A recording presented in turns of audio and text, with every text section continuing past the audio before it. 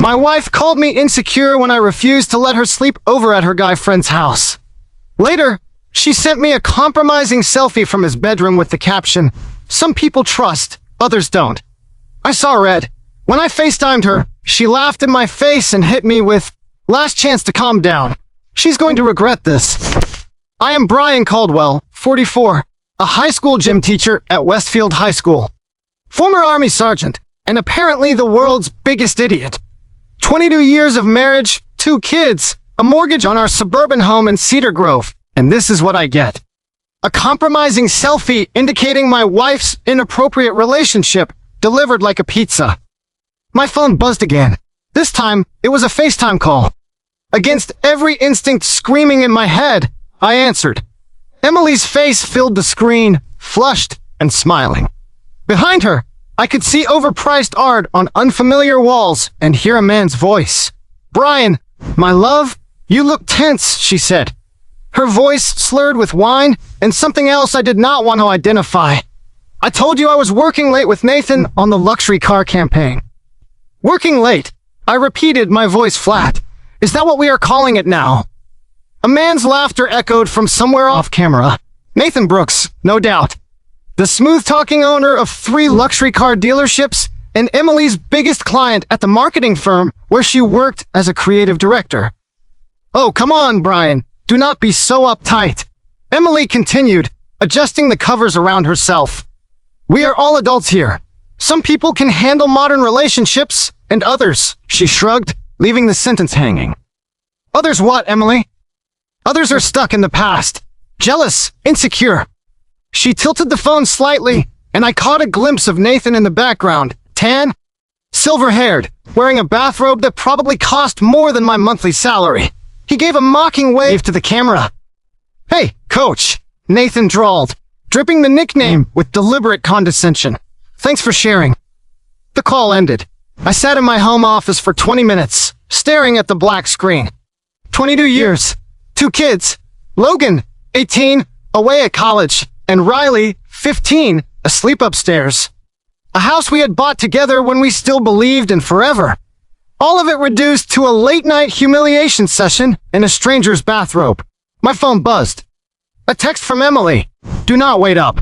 Have some important client discussions. Very important." I went to the kitchen and made myself a coffee I did not want, trying to process what had just happened. Emily had been distant for months. Coming home later, dressing differently, taking her calls in private. When I had asked her about it, she accused me of being paranoid and possessive. Trust issues, she called them. "This is your last chance to relax, Brian." It turns out trust is just another word for idiot. The house felt different now, as if someone had rearranged all the furniture while I was looking away. The photos of our family vacations lining the hallway now looked like exhibits at a crime scene. Happy memories twisted into elaborate lies. I looked at my phone. No missed calls from Emily, no apology, no explanation. Just silence and the lingering image of my wife in another man's bedroom, telling me some people could handle modern relationships. A little after 1 in the morning, my phone vibrated with a text from an unknown number. "Check the dashcam recording from her car tonight. Trust me." The next morning, Emily waltzed into the kitchen at 7 sharp in the morning, acting as if nothing had happened. She poured herself a coffee and stared at her phone, humming a tune I did not recognize. "Morning, honey," she said without looking up. "Sleep well." I was sitting at the kitchen table with my own coffee, having been awake since the FaceTime call ended. "Great. How were your important client discussions?" "Productive." She finally looked at me, her green eyes shining with something that looked like amusement. "Nathan has some revolutionary ideas about luxury marketing. We worked very late." "I'll bet." Our 15-year-old daughter, Riley, came downstairs, her backpack slung over one shoulder, headphones around her neck. She had my brown hair and sharp eyes that missed nothing. "Hey, Dad." "Hey, Mom." She grabbed a granola bar from the counter. "Mom, you are wearing the same outfit as yesterday." Emily's smile tightened. I spilled coffee on my other clothes at the office. Had to borrow something from Tara.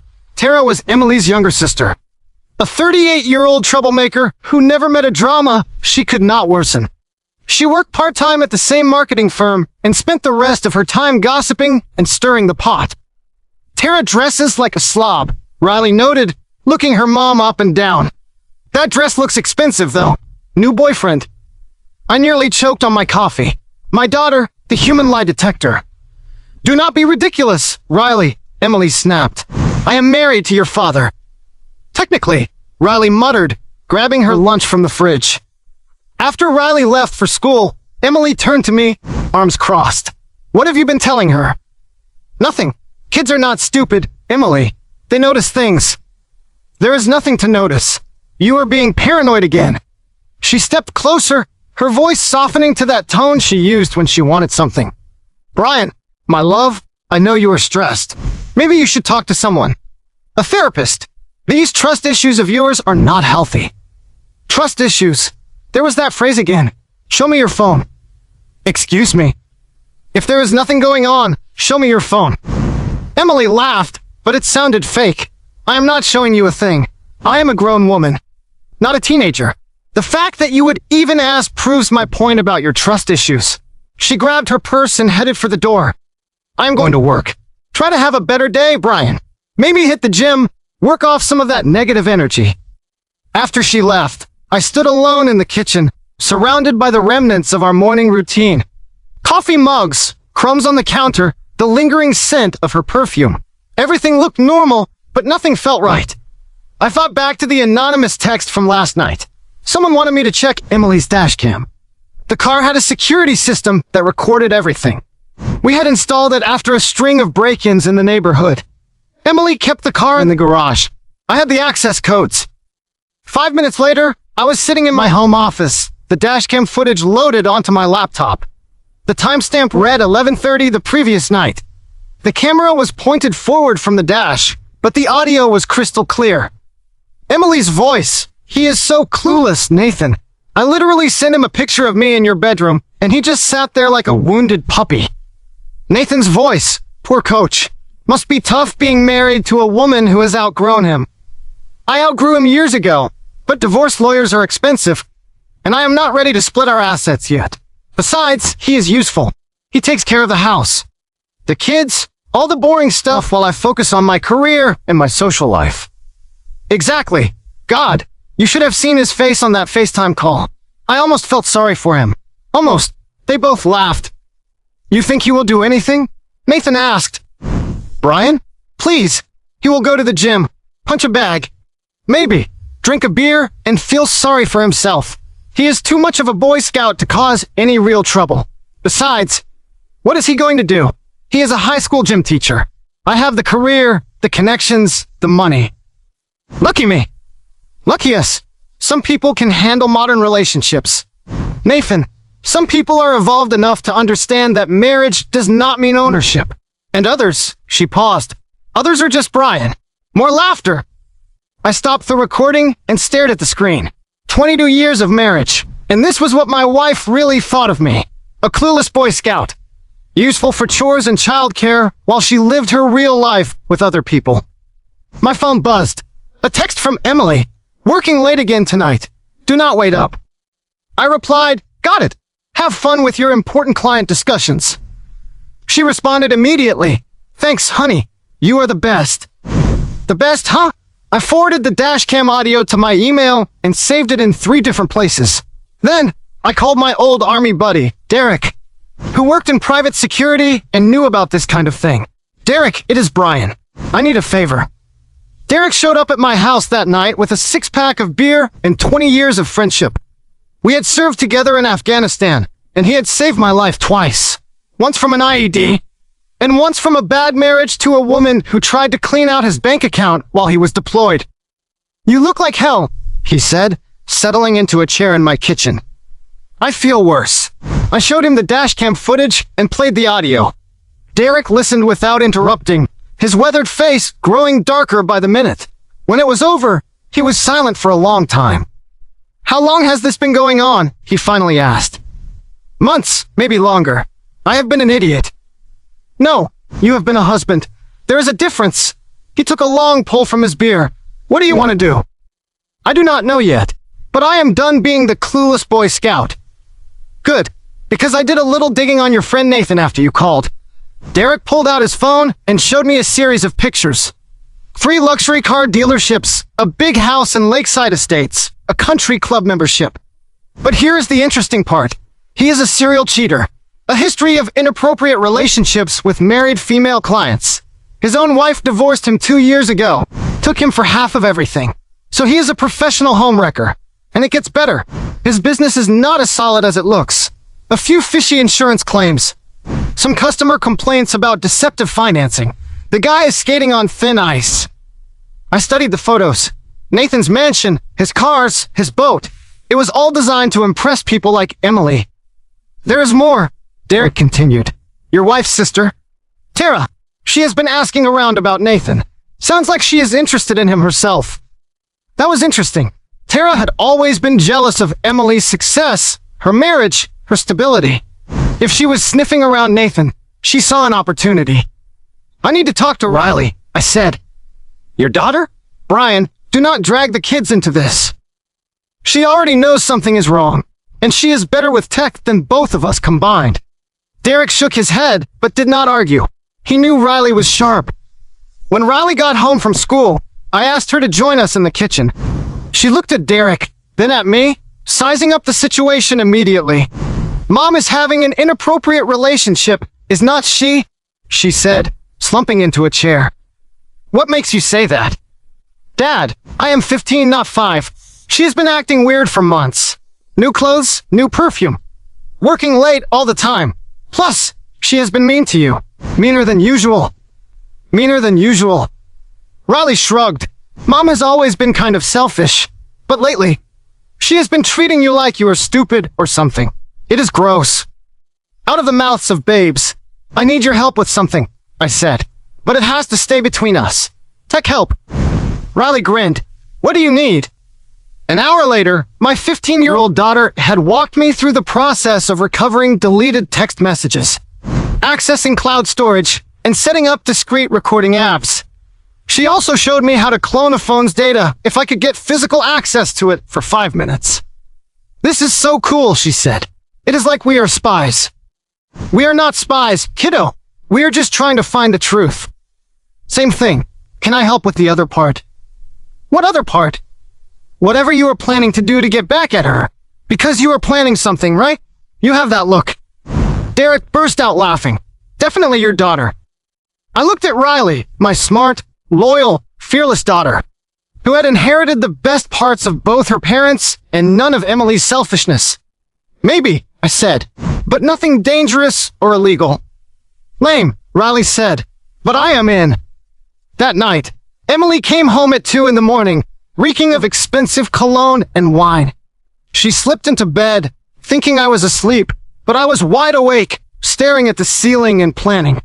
The next morning, she was gone before I woke up, leaving only a note. Early meeting. We'll be late again tonight. Love you. I found her phone charger on the kitchen counter. She had forgotten it in her rush. At 10 in the morning, she called me from work. Brian, honey, I left my charger at home. My battery is almost dead. Can you bring it to me? Of course. I will be there in an hour. You are the best. Just leave it with Jake at the front desk. Jake was another of Emily's colleagues. A spineless yes man who was probably covering for her inappropriate relationship from the beginning. I drove to the marketing firm with Emily's charger, Riley's instructions fresh in my mind. 5 minutes of physical access. That is all I needed. Jake was just as I had imagined. 30s, expensive haircut, smarmy smile. You must be Brian, he said. Emily talks about you all the time. I'll bet. She is in a client meeting right now, but I can get this to her. Actually, I was hoping to surprise her. Maybe I could wait in her office. Jake hesitated. Well, she said she would be a while. Just 5 minutes. I want to leave her a note. Sure. Okay. Her office is down the hall, 3rd door on the right. Emily's office was exactly as I pictured it. Sleek, modern, expensive. Awards on the walls, photos of successful campaigns. A single photo of our family was relegated to a corner like an afterthought. Her phone was on her desk, nearly dead. I plugged in the charger and followed Riley's instructions. The cloning process took 3 minutes. While it ran, I looked around. Her computer was password protected, but her notebook was open on the desk. Pages of handwritten notes, meeting minutes, and phone numbers. One page caught my eye. A list of restaurants, hotels, and dates going back 6 months. A meticulous record of her inappropriate relationship with Nathan. I took pictures of it all with my phone. The cloning finished just as I heard footsteps in the hall. I unplugged her phone, left the charger, and walked out of the office. All set, I told Jake. Thanks for your help. No problem. Emily is a lucky woman to have such a thoughtful husband. Yeah, I replied. She really is. That afternoon, I sat in my home office and went through everything. Texts, photos, emails, calendar entries. 6 months of a detailed, documented record of my wife's inappropriate relationship. Her mockery of our marriage, and her plans for the future. The texts were the worst part. Not just between Emily and Nathan, but group chats with Tara, Jake, and others I had never heard of. All of them laughing about poor Brian and his trust issues. One text from Tara stood out. How much longer are you going to keep him around? The poor guy looks like a kicked puppy every time I see him. Emily's reply, until I am ready to make a move. He is useful, and the kids need stability. Plus, it is kind of fun watching him try so hard to make me happy. Another from Jake, you think he knows? Emily, if he does, he is too much of a coward to do anything. Brian has always been a follower, not a leader. That is why he is a gym teacher instead of doing something important. I closed the laptop and went to the garage, where I had a heavy bag for working out. For 20 minutes, I hit it as hard as I could, thinking about trust issues, modern relationships, and being useful. When I was done, my knuckles were raw, and I had a plan. Some people can handle modern relationships. Some people are evolved enough to understand that marriage does not mean ownership. And others are about to find out that Brian Caldwell is not nearly as harmless as they think. On Saturday morning, I told Emily I was going to visit my brother in Phoenix for the weekend, a lie that came with unnerving ease. She barely looked up from her coffee and phone. That is nice, honey. I will probably be working most of the weekend anyway. Big campaign deadline. I am sure Nathan appreciates your dedication. She gave me a sharp look, but I kept my expression neutral. After 22 years of marriage, I had learned how to hide my thoughts when I had to. Have fun with your brother, she said, already turning back to her phone. I did not go to Phoenix. Instead, Derek and I drove to Nathan's neighborhood, Lakeside Estates, where the houses started at $500,000 and security was more about keeping up appearances than providing actual protection. Nathan lived in a modern monstrosity with 2 mini windows and a circular driveway designed to showcase luxury cars. Currently, it was displaying a silver Porsche, a black BMW, and a red Ferrari that probably cost more than I made in 3 years. Guy is compensating for something, Derek remarked. We parked 2 blocks away and watched the house for 4 hours. Nathan left at 2 in the afternoon in the BMW. At 3:30, a cleaning service arrived. At 5 in the afternoon, they left. At 6:15, Emily's car pulled into the driveway. There is your confirmation, Derek said. Yep. We waited until dark. Lakeside Estates was the kind of neighborhood where people minded their own business as long as you looked like you belonged. Derek and I were both wearing dark clothes and moved with military precision. 2 middle-aged men who could pass for maintenance or security staff. Nathan's garage was attached to the house, but had a separate entrance. The lock was expensive, but not military grade. Derek picked it in 90 seconds. The Ferrari was parked inside, gleaming under the garage lights like a red jewel. It was beautiful, pristine, and about to become a work of art. I had stopped at a supermarket on the way and bought 10 pounds of raw shrimp and a gallon of milk, which I had left in the trunk of my car for 6 hours in the summer heat. The smell was already getting interesting.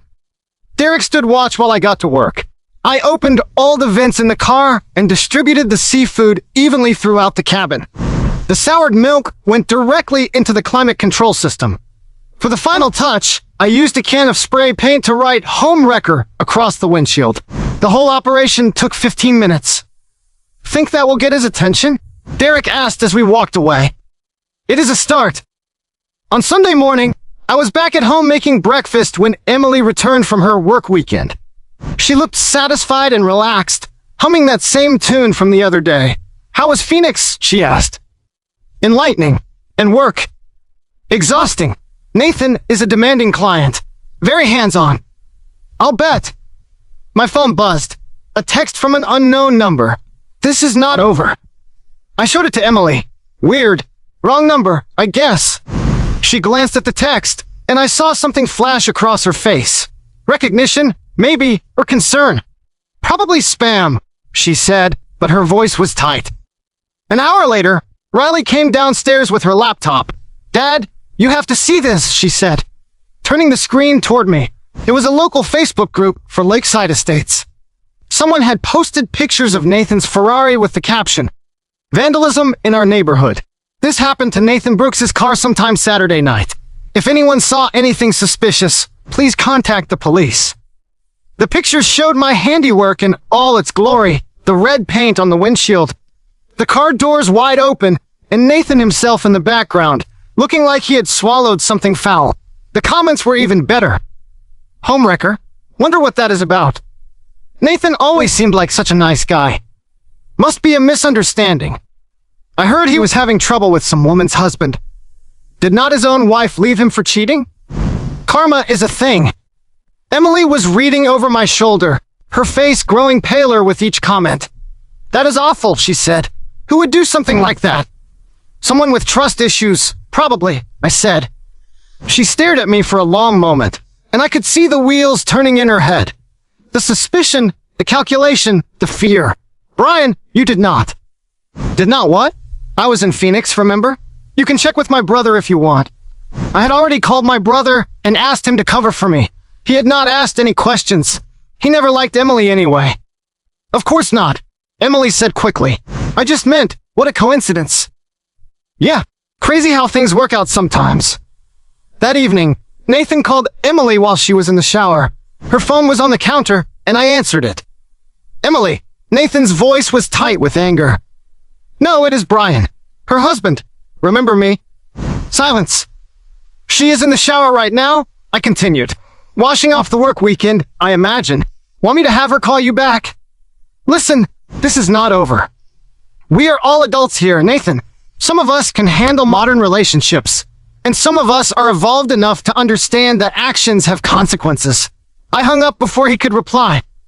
When Emily got out of the shower, I told her Nathan had called but hung up when I answered. "Must have been a bad connection," she said, but she was typing furiously on her phone. That night, she slept on the couch, claiming she had a migraine and did not want to disturb me. I lay in our bed, staring at the ceiling, and planned my next move. The Ferrari was just the warm-up. I had 6 months of texts, pictures, and evidence to work with. I had allies in Derek and Riley, and I had something Nathan and Emily had not counted on: patience and a very good memory. Some people think gym teachers are just failed athletes who could not make it in the real world. Some people think we are harmless, useful, and too dumb to cause any real trouble. Some people were about to find out otherwise. Monday morning brought the first real test of my new strategy. Emily was getting ready for work, moving around the house with a nervous energy. She had not stopped checking her phone since Nathan's call, and I could see the tension in her shoulders. "Everything okay?" I asked over my coffee. "Fine. Just work stuff." She paused by the counter, studying me. "Brian, about Saturday night." "What about it? Where exactly did you go in Phoenix? What did you do?" I pulled out my phone and showed her the pictures I had had my brother take. Pictures of us at a restaurant, at a baseball game, in his apartment, all time-stamped for Saturday night. We watched the game, had dinner at that steak place he likes. What? Relief and confusion battled on her face. No reason, just curious. After she left for work, I initiated the next phase. Riley had shown me how to access the marketing firm's internal network using Emily's login credentials, which I had gotten from cloning her phone. The firm had a digital display system in their lobby that cycled through their successful campaigns and client testimonials. It was designed to impress visitors and boost employee morale. At 10:30 in the morning, during the busiest part of the morning, I uploaded a new slide into the rotation. It was the compromising selfie Emily had sent me from Nathan's bedroom, with the caption, "Some people trust, others don't," in a large, professional font. Underneath, in smaller print, it read, "Emily Caldwell, Creative Director, always going the extra mile for our clients." The slide was programmed to appear every fifth rotation for exactly 90 seconds before erasing itself from the system. Long enough to be seen, short enough to be untraceable. I was in my office at Westfield High School when Emily called at 10:47. "Brian, we need to talk. Right now." "I am in class. What is wrong?" "Do not play dumb with me. I know it was you. I have no idea what you were talking about, but you sound upset. Maybe you should take the day, work from home." "I cannot work from home. I have been suspended pending an internal investigation." "An investigation into what?" "You know full well." "Emily, I am worried about you. You are not making any sense. Are you feeling all right?" She hung up on me. 5 minutes later, Jake called. "Mr. Caldwell, this is Jake from Emily's office. I think there has been a misunderstanding." "What kind of misunderstanding?" "Well, there was an incident this morning with our digital displays, and some people are suggesting that you might be involved somehow." "Involved in what?" "A photo appeared on our lobby screens. A personal photo of Emily. Very personal. IT is trying to figure out how it happened." "That sounds terrible. I hope they find whoever is responsible." "The thing is, Mr. Caldwell, the photo was sent from Emily's phone to your phone last week. Our IT guy traced the metadata." "Jake, I'm a high school gym teacher. I do not even know what the word metadata means. But if someone had access to both phones, are you implying that I hacked into a corporate computer system to humiliate my own wife? That is ridiculous. Why would I do something like that?" "Well, if you knew about. If you fought that." "Fought what, Jake?" Silence. "Jake, is there something you want to tell me about my wife?" "No, sir. Nothing at all. I am sure this is all just a big misunderstanding." "I'm sure it is too. But maybe you should be more careful about the company you keep. People might get the wrong idea." I hung up, smiling. Jake was already cracking. That afternoon, I got a call from Mrs. Henderson, our gossipy next-door neighbor who knew everything that happened within a 3-block radius. "Brian, dear, I hope you do not mind me calling. But I thought you should know. There are some very angry people at your house." "What kind of angry people?" "Well, there is Emily, and that sister of hers, and a man in a fancy car. They are having a shouting match in your driveway. It is very loud." "Thanks for the heads up, Mrs. Henderson. I am on my way." I arrived to find exactly what Mrs. Henderson had described. Emily, Tara, and Nathan were clustered around Nathan's BMW in my driveway, their voices raised in a heated argument. Several neighbors were watching from their windows. Perfect. I parked down the street and walked up the driveway, smiling. "Hi, honey, you are home early. And Nathan, good to see you again. How is the Ferrari?" Nathan stepped forward, his face red with rage. "You know it was you." "I beg your pardon? What was me?" "The car, the photo, all of it. You think you are so clever, but I know exactly what you are doing." I glanced toward my neighbor's windows, making sure I had an audience.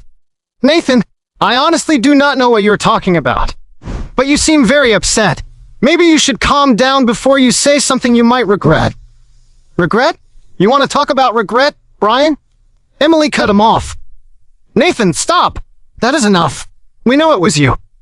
"What was me? I am completely lost here. Are the three of you having some kind of problem I should know about?" Tara spoke up for the first time. "Do not play innocent. You are harassing Nathan, vandalizing his property, hacking into computer systems." "Harassment, hacking. Those are serious accusations. Tara, do you have any proof?" "We do not need proof," Nathan shot back. "We know it was you." "Well, if you are so sure, maybe you should call the police. I would love to hear you explain to them exactly how you know I am responsible for. What was it again? Harassment and hacking." I pulled out my phone. "Want me to call them for you? I have got nothing to hide." The three of them exchanged glances.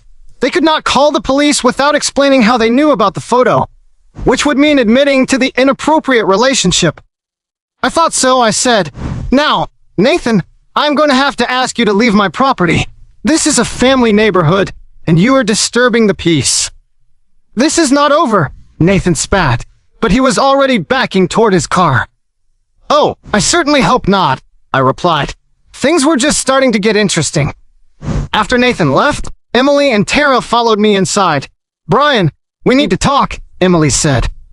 "Sure, but before we do, I should mention that Mrs. Henderson called me to warn me about the shouting match in our driveway.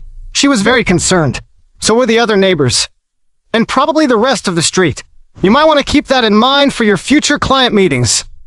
Emily's face went white. "How could you?" "Watch your language, honey. What will the neighbors think?"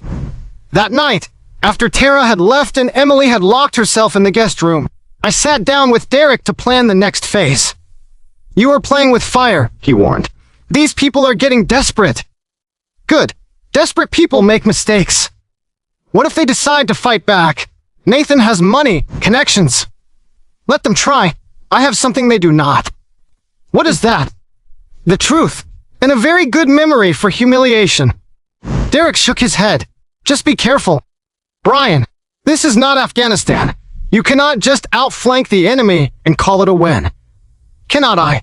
I thought about the look on Nathan's face when I had offered to call the police. The panic in Emily's eyes when I mentioned the neighbors. The tremor in Jake's voice when he tried to accuse me of hacking. They were too used to seeing me as Brian, the harmless pushover. Brian, the useful guy, the one who would take it all and say nothing. The gym teacher who was too much of a Boy Scout to cause any real trouble. But Boy Scouts are always prepared. And after 20 years in the Army and 22 years of marriage, I was prepared for this. Some people can handle modern relationships. Some people understand that actions have consequences. And others are about to learn that the quiet ones are the most dangerous. The final confrontation came 3 weeks later at the monthly parent-teacher meet and greet I had organized for Westfield High School. It was a casual evening, designed to bring families together. Exactly the kind of wholesome community gathering where Emily loved to play the part of the devoted wife and mother.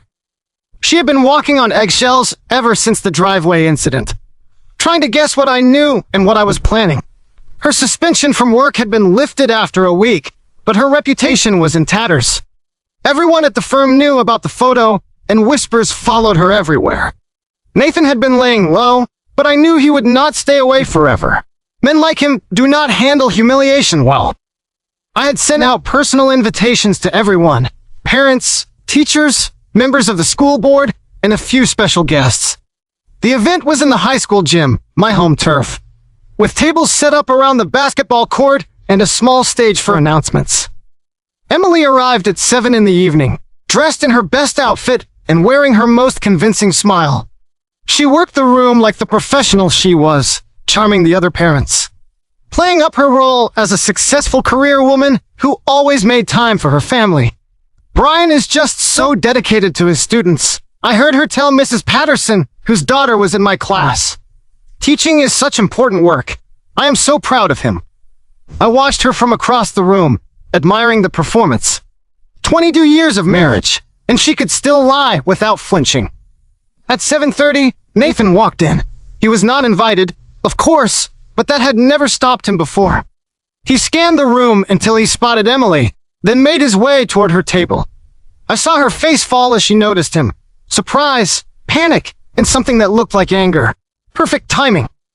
I stepped up to the microphone on the small stage and tapped it to get everyone's attention. "Good evening, everyone. Thank you all for coming to our monthly parent-teacher night. Before we get to dinner, I would like to share something very special with you all."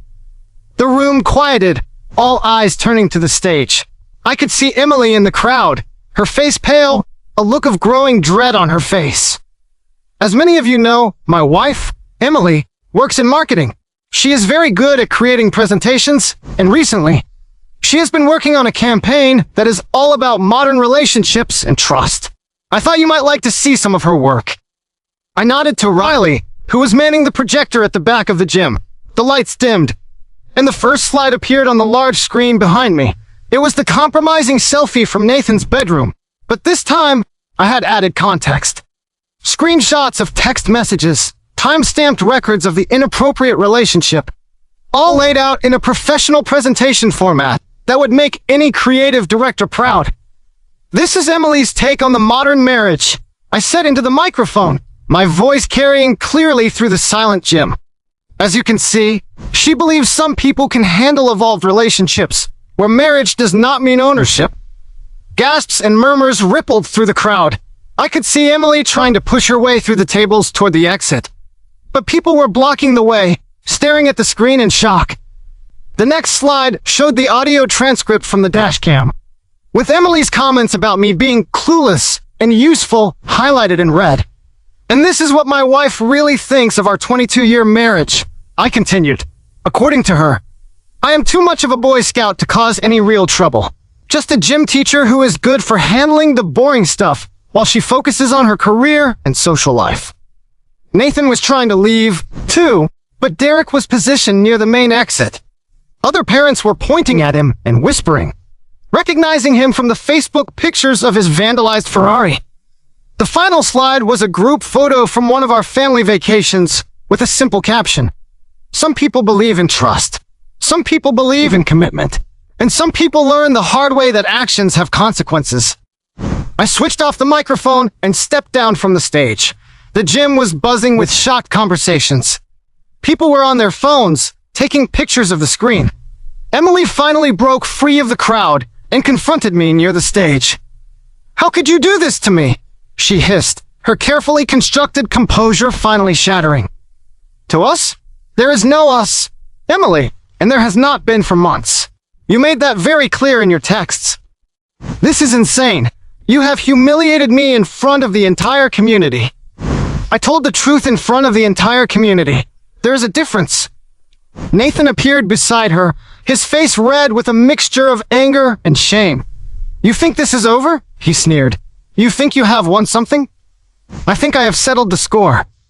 "We will see about that." He grabbed Emily's arm and tried to pull her toward a side exit, but she yanked it away. "Do not touch me," she snapped. "This is your fault. If you had not been so careless, so arrogant." "My fault. You are the one who sent the picture. You are the one who wanted to play games. I did not want to be exposed like this." They were arguing loudly now, drawing even more attention from the crowd. Parents were recording on their phones, capturing the complete meltdown of their inappropriate relationship in real time. "Excuse me," a voice said from behind me. I turned to see Principal Reynolds, flanked by 2 police officers. "Mr. Caldwell," Reynolds said, "we need to talk." "Of course. How can I help?" "A complaint has been filed for harassment and public humiliation. These officers would like to ask you a few questions." I looked at the officers. Both were parents of students I had taught over the years. "Officer Williams, Officer Ramirez," I said. "Good to see you. How are your kids?" "They are fine, Coach," Officer Williams said.